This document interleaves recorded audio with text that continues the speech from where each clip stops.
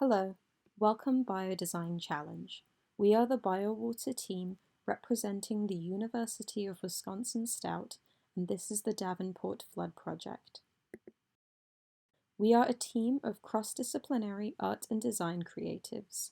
I'm Gemma Schlotthauer, BFA Contemporary Sculpture, and my colleagues, Gao-Chung Tao, BFA Animation, Morgan Brantner, MFA Game Design and Development, Weston Herlach, BFA Industrial Design, and Jacob Klitz, BFA Game Design and Development.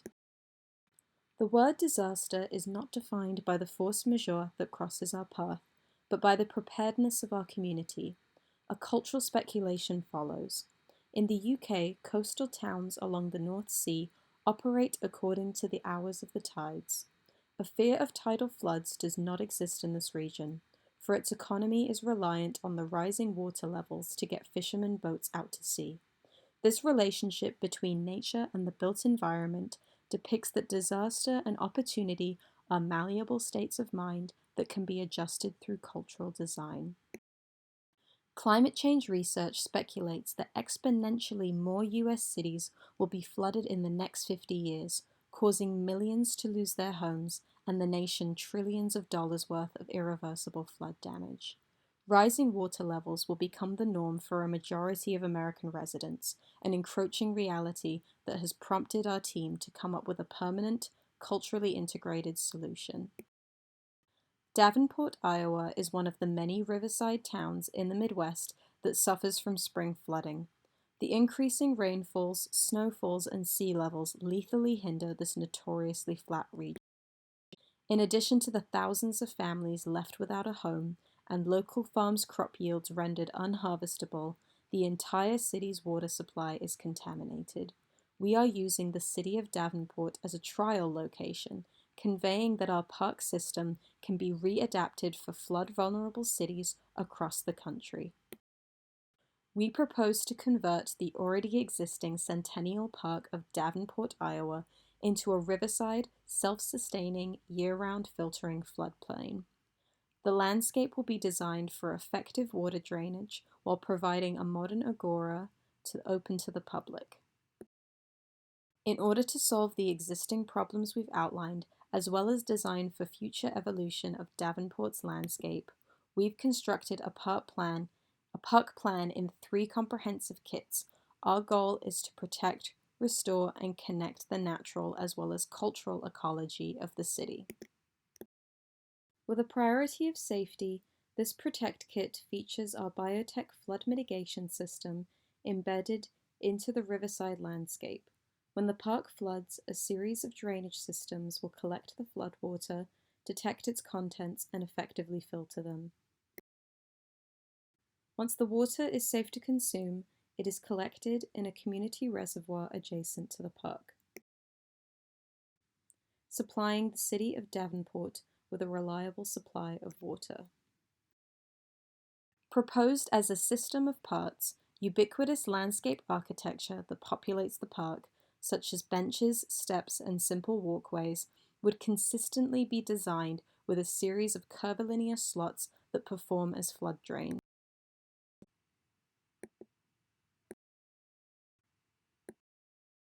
The underneath of seated platforms are designed with the same treatment as the landscape, mirroring its natural topography.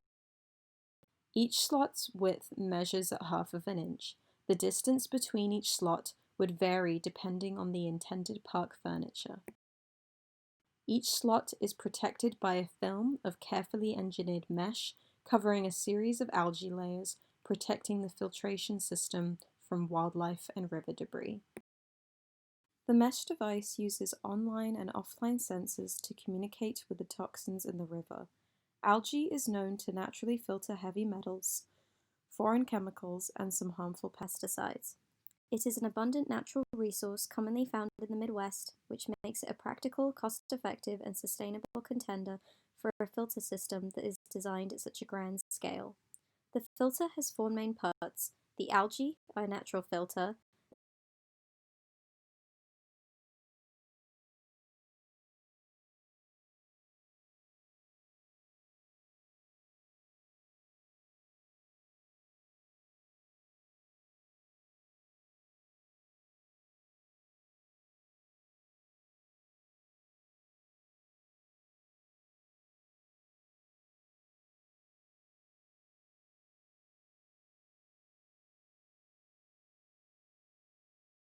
The transducer, our clean water reservoir, is built into an adjacent parking ramp for park visitors. This makes the reservoir easily accessible to park maintenance crew for routine cleaning, algae battery replacement, as well as plausible emergency situations, which turns the contaminant. The lot is also designed in a spiral to act as its own grand-scale drainage system into nutrients. Adopting the philosophy of an urban wetland, our restoration kit intends to improve the ecology of the park into a self-sustaining state that naturally accommodates for routine flooding. A mix of carefully curated plants thrive throughout the park, tending to its own complex ecosystem. Amplifier. Some of these include jackfruit and moringa seeds, which not only naturally cleanse water, but add highly beneficial vitamins, nutrients, and minerals. Park furniture is accented with marsh marigold, wild iris, and bicknell sedge. Not only do the flowers of these plants aesthetically appeal, their grasses are proven to have water purification capabilities. Increased rice cutgrass, prairie cordgrass, and soft thrush can be found along the bank of our park's Riverside Pavilion, for these tall grasses can survive for weeks on end in heavily flooded areas. This is the signal.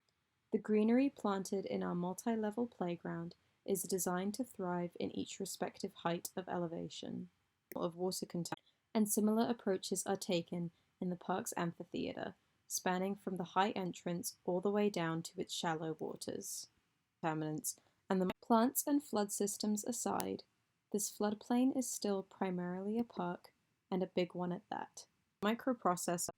We would ensure that the space accommodated for function, education, entertainment, and community year-round, which sends out. Our lowest elevation park feature is a Riverside Pavilion.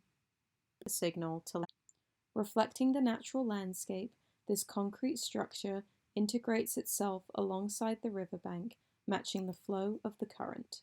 Let us know of the contaminant. It is primarily an interior viewing platform that functions as a large-scale runoff water filter. The concrete pathway leads down towards the pavilion, featuring a series of engineered tributaries. Contaminants. The pavilion's focal point is the super-strength smart glass panoramic window that facilitates up-close visual interaction with the Mississippi River. This could pose an opportunity to and is designed for full submersion. Make floodwater.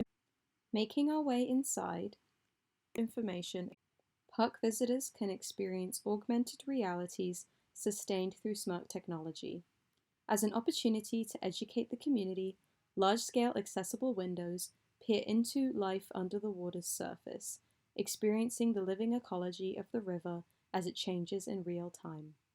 This is an experience that is baked into the glass, allowing anyone to view the augmented reality elements without the assistance of personal devices.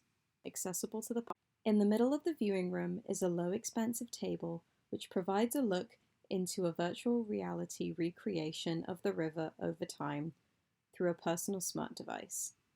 It allows viewers to adjust when they are looking and rotate the river to view different features, such as shorelines, contamination, and general water level. Public. Zooming back out, we come to the next feature of the park project, through a mobile app, a multi-level playground for youth of all ages. The playground's vertical composition references common river water filtration methods, as water goes from one container to another, gradually becoming safer for consumption. Resident of Davenport, a multiplicity of vertical paths facilitate the playful illusion of self-made discovery, although all paths all lead to one single summit. Davenport could check their personal smart device. Ramps spiral gracefully, accentuating the landscape and creating a more dynamic means of mobility for differently abled visitors, and of course, is designed for floods. The best means of childhood education are experiences that occur naturally. Immediately see. The central feature to the park is the bouldering cave, where older athletic youth can climb the interactive climbing wall. Built with the same smart glass as the pavilion, climbers can peer in and watch the flood mitigation system firsthand. This is one of the unique experiences in the park that closes the gap between the park visitor and the hidden filter. What areas of the Coming to the opposite side of the park, we reach our final feature. The town are inaccessible. The Davenport Community Amphitheater. Upon entering, a small visitor center, bathroom facilities, and concession stand populate the plateau that overlooks the stage. Due to flooding, 3 sections of seated rows made from natural grasscrete lead up to a low stage built directly next to the river. And whether the water is the central feature to the space is the shallow pool that rests directly next to the river, the infinity stage, safe to drink. Approximately a foot deep, a submerged platform measures at roughly 50 by 30 feet. The space is designed for flexible cultural exhibition. Permanent water features such as fountains or waterfalls could be easily modified or turned on and off by maintenance staff.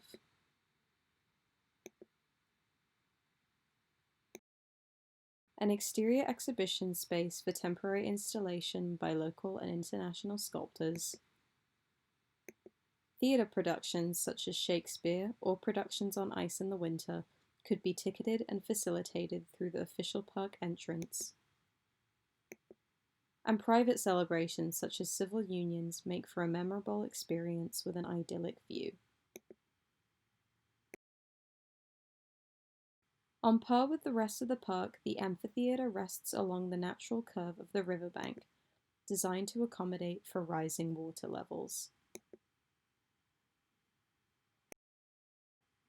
Our park is not a standard floodplain, but a series of complex biosensing flood canyons, a self-sustaining, naturally cleansing, collaborative human experience that provides Davenport, Iowa, with an energizing city center.